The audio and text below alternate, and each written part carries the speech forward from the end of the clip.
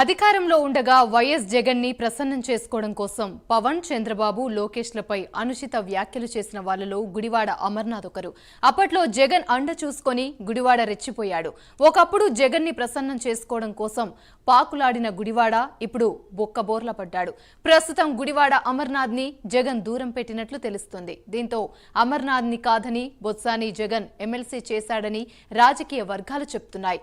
దీంతో వైఎస్ జగన్ నిర్ణయంపై గుడివాడ గుర్రుగా ఉన్నట్లు చెప్తున్నారు.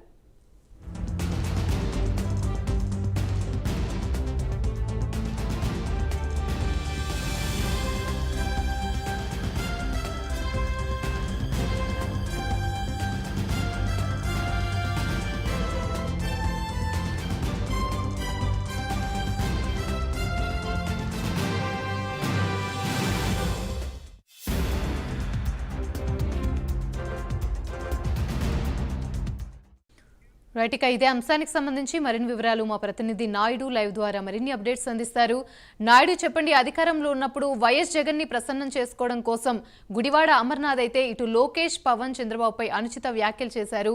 ఇప్పుడైతే ఆయనను దూరం పెట్టినట్టుగా తెలుస్తుంది. దీనికి సంబంధించి అప్డేట్స్ ఏంటి? Good evening Yamini. వైసీపీ ప్రభుత్వంలో పరిశ్రమల శాఖ మంత్రిగా ఎవరికి కూడా పరిచయం లేని వ్యక్తి, ఎందుకంటే పరిచయం అవసరం లేని విధంగా అయితే మాత్రం ఉండే వ్యక్తి.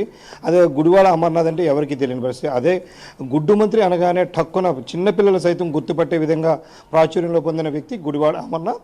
గత వైసీపీ ప్రభుత్వంలో పరిశ్రమల శాఖ మంత్రిగా చేసినప్పటికీ కూడా పరిశ్రమల శాఖ మంత్రిగా చేపట్టినటువంటి కార్యక్రమాల కన్నా జనసేన అధినేత పవన్ కళ్యాణ్ కావచ్చు, టీడీపీ జాతీయ అధ్యక్షులు చంద్రబాబు నాయుడు, లోకేష్లపై ఒంటికాలపై లేస్తూ ప్రతి చిన్న విషయాన్ని కూడా భూతత్వంలో చూపించే విధంగా అయితే మాత్రం విమర్శలకు ఎక్కుపెట్టే విధంగా చూసుకున్నట్టయితే కనుక గుడివాడ అమర్నాథ్ అయితే మాత్రం ముందు వరుసలో ఉండేవారు. ఈ నేపథ్యంలో అయితే గతంలో వైసీపీ అధ్యక్షుడు నుండి జగన్కు అయితే మాత్రం అత్యంత సన్నిహిత్యంగా ఉన్న పరిస్థితి అయితే ఉండేది. అంటే జగన్ కూడా ఈయనకి అంత ప్రయారిటీ ఇచ్చేవారు, ఎందుకంటే ప్రతిదానికి విమర్శలు చేస్తున్న నేపథ్యంలో దాన్ని ఈయన్ని ప్రోత్సహించిన పరిస్థితిగానే గతంలో వస్తూ ఉండేది.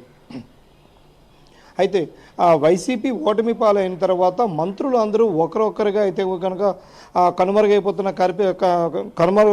పరిస్థితి మనకి కనిపిస్తున్న నేపథ్యంలో విశాఖపట్నంకు సంబంధించినంత వరకు ఇటువంటి మాజీ మంత్రి గుడివాడ అమర్నాథ్ కూడా ఎక్కడా కూడా కార్యక్రమాల్లో పాల్గొనకపోవడం, అడపాదడపై ఏదైనా చిన్న చిన్న ప్రెస్ మీట్లు పెట్టి అయితే మాత్రం కనిపిస్తుండడం తప్ప ఎక్కువ మొత్తంలో వైసీపీ కార్యక్రమాల్లో పాల్గొనకపోవడం పట్ల అయితే మాత్రం చాలా విమర్శలు కూడా వస్తున్న పరిస్థితి ఉంది. అంటే గతంలో వైసీపీ ప్రభుత్వంలో ఉండగా చెలరేగిపోయినటువంటి అమర్నాథ్ తర్వాత మొత్తం పూర్తిగా కనుమరుగైపోయిన పరిస్థితి కూడా కనిపిస్తుంది. ఈ నేపథ్యంలో ఏదైతే విశాఖ స్థానిక సంస్థలకు సంబంధించి స్థానిక సంస్థల ఎన్నికల్లో స్థానిక సంస్థల ఎమ్మెల్సీ ఎన్నికకి సంబంధించి అయితే మాత్రం ఎన్నిక రావడం జరిగింది. ఈ ఎన్నిక నేపథ్యంలో అయితే మాత్రం ప్రస్తుతం ముందుగా గుడివాడ అమర్నాథ్ పేరు, అదేవిధంగా చూసుకున్నట్టయితే మాజీ మంత్రి డిప్యూటీ సీఎం మాజీ డిప్యూటీ సీఎం అయినట్టు బూడి ముత్యాల పేర్లు, ఇద్దరు పేర్లు కూడా తెరపైకి వచ్చినప్పటికీ కూడా వీళ్ళిద్దరినీ పక్కన పెట్టి జగన్ అనూహ్యంగా విజయనగరం జిల్లాకు చెందినటువంటి బొత్స సత్యనారాయణ అయితే మాత్రం స్థానిక సంస్థల ఎమ్మెల్సీగా అయితే ఈయన తీసుకురావడం జరిగింది. ఈ నేపథ్యంలో అయితే చూసుకున్నట్టయితే కనుక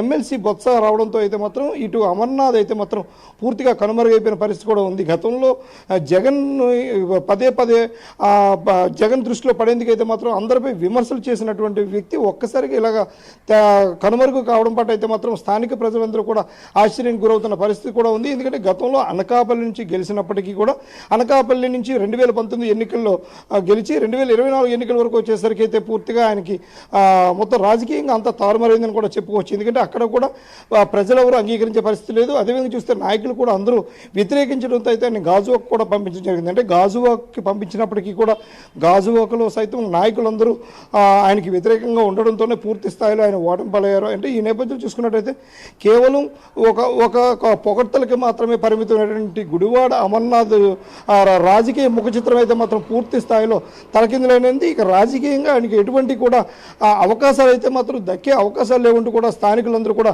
గుసగుసలాడుకుంటున్న పరిస్థితి మనకి కనిపిస్తూ ఉంది. Right, thank you Naidu.